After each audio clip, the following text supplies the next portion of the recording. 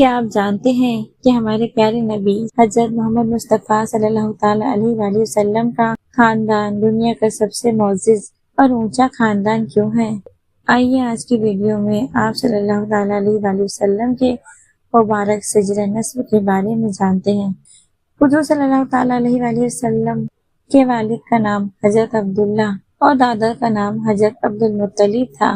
آپ صلی اللہ تعالیٰ علیہ وآلہ وسلم کا تعلق قریش کے سب سے معزز قبیلے بنو ہاشم سے تھا۔ تاریخ کے مطابق آپ صلی اللہ تعالیٰ علیہ وآلہ وسلم کا نسب نامہ عدنان تک بالکل واضح ہے، جو کہ حضرت اسماعیل علیہ السلام اور حضرت ابراہیم علیہ السلام کی اولاد میں سے تھے، یعنی آپ صلی اللہ تعالیٰ علیہ وآلہ وسلم کا سلسلہ دنیا کے عظیم پیغمبروں سے ملتا ہے۔ آپ صلی اللہ تعالیٰ علیہ وآلہ وسلم کی خاندانی عظمت کا علم یہ تھا کہ آپ صلی اللہ تعالیٰ علیہ وآلہ وسلم کے دشمن بھی اس کا انکار نہ کر سکے۔ مکہ کے بڑے دشمن ابو سفیان نے اسلام لانے سے پہلے روم کے بادشاہ کے سامنے یہ مانا تھا کہ ہمارے آقا محمد مصطفیٰ صلی اللہ تعالیٰ علیہ وآلہ وسلم ہم سب میں سب سے اعلیٰ خاندان اور نسب والے ہیں۔